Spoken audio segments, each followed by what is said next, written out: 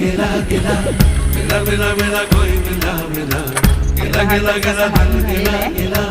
मेला मेला मेला कोई मेला मेला हे टोक दिसू नये म्हणून लेडीज आपल्याला हे कटोरीला काही कट वगैरे नाही करायचं, फक्त सेंटरला फोल्ड करायचं आहे आणि हे कटोरीचं टोक दोन्ही बाजूनी पाऊण इंच म्हणजे कमीत कमी दोन्ही साईडने अर्धा इंच शिवण्यामध्ये सबसे जुदा जावं.